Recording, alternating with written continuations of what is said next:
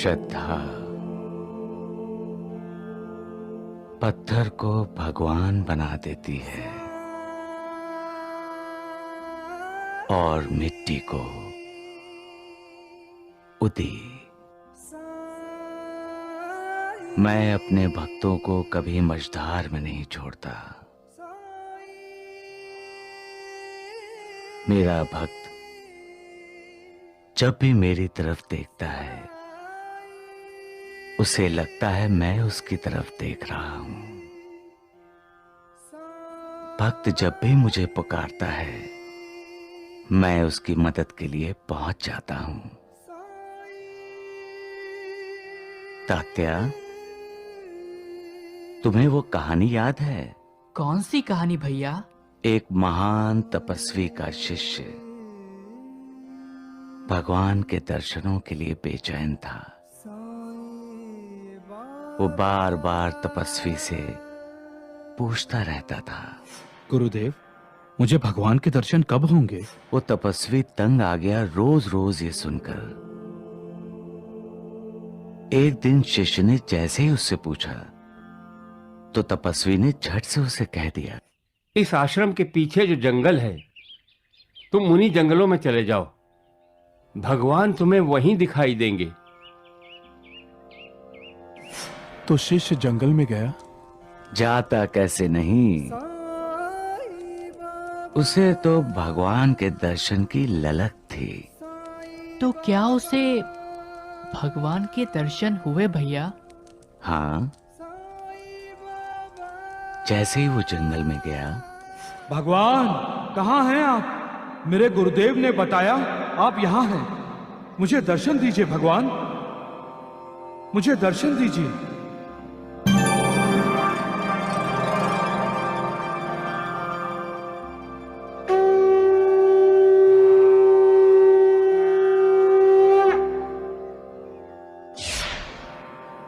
शिष्य बड़ा प्रसन्न हुआ। वो भागता हुआ गुरु के पास आया। गुरुदेव, गुरुदेव, गुरुदेव, मुझे आपकी कृपा से भगवान के दर्शन हो गए। क्या झूठ बोल रहे हो? मैं इतने सालों से तपस्या कर रहा हूं, आज तक मुझे भगवान के दर्शन नहीं हुए। तुम्हें कैसे हो गए वत्स? अब तुम बताओ तात्या, तपस्वी को भगवान के दर्शन क्यों नहीं हुए और शिष्य को क्यों हो गए? श्रद्धा है ना भैया? शिष्य को गुरु पर पूरी श्रद्धा थी, मगर तपस्वी को अपने तप पर अहंकार था। उसके मन में श्रद्धा नहीं थी। श्रद्धा से पत्थर भी तैरते हैं।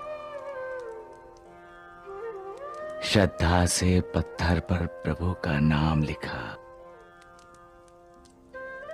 और सेतु बन गया। श्रद्धा और सबरी, सबका मालिक एक है। कितने पत्थर दिल हैं लोग जो दूसरों को दुख देते हैं।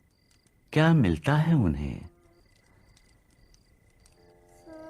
जिसे वो सुख और खुशी मानते हैं असल में वो ही दुख है। जिसे वो अपने कर्मों से अपने लिए ही बढ़ा रहे हैं। मुझसे अपने भक्तों का दुख देखा नहीं जाता।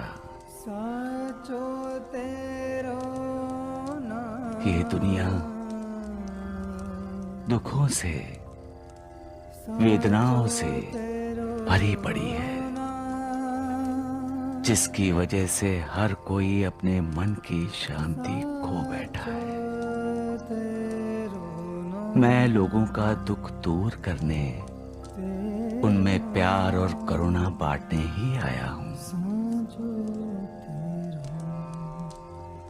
लेकिन जब अपने भक्तों की पुकार सुनकर भी उन्हें प्रतिसाद नहीं दे सकता तो मेरा दिल बहुत दुखी होता है। ऐसा क्यों बाबा? आप तो भगवान हैं। आप तो अपने भक्तों की सारी वेदनाएं, सारी पीड़ा, सारे दुख हर सकते हैं। नहीं महालसापति, जिस तरह मनुष्य शरीर धारण करने के बाद मुझे इस शरीर की मर्यादाओं का पालन करना पड़ता है, उसी तरह हर इंसान को अपने कर्मों का फल भी भुगतना पड़ता है। ये भागो जी शिंदे, मैं इसकी बीमारी दूर तो कर सकता हूं, लेकिन इसे अपने कर्मों का भोग तो भोगना ही पड़ेगा। कर्म भले हों या बुरे, उसका फल इंसान को मिलता ही है। मेरे भक्तों को भी अपने कर्मों का फल भोगना ही पड़ेगा। उसके बाद जब इंसान पूरी तरह से भगवान की शरण में जाता है, तभी तो उसका उद्धार होता है। लेकिन तब तक उनकी पीड़ा को देखकर मेरा मन बहुत उदास हो जाता है। पूर्व जन्मों के संबंध होते हैं जो अच्छे बुरे इंसानों को मिलाते हैं। हमारे आसपास जो जानवर होते हैं, उनके साथ भी पूर्व जन्मों के ऋणानुबंध होते हैं, तभी तो वो हमारे साथ होते हैं। जब तक किसी के साथ कोई संबंध या नाता नहीं होता, तब तक वो हमारे समीप नहीं आता। संबंध या नाता मित्रता का भी हो सकता है और दुश्मनी का भी। पूर्व जन्मों की दुश्मनी इस जन्म में निभाई जाती है, और जिसे तुम बुरा कहते हो महालसापति, वो बुरा हो जाता है। साईनाथ, क्या आप अपने भक्तों का बुरा होने से रोक नहीं सकते? कर्मों के फल तो भोगने ही पड़ते हैं महालसापति।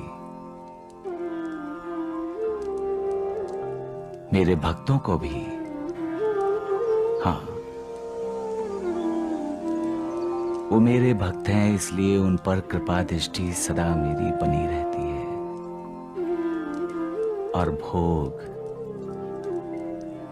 सहनीय हो जाता है। आप दयालु हैं भगवान।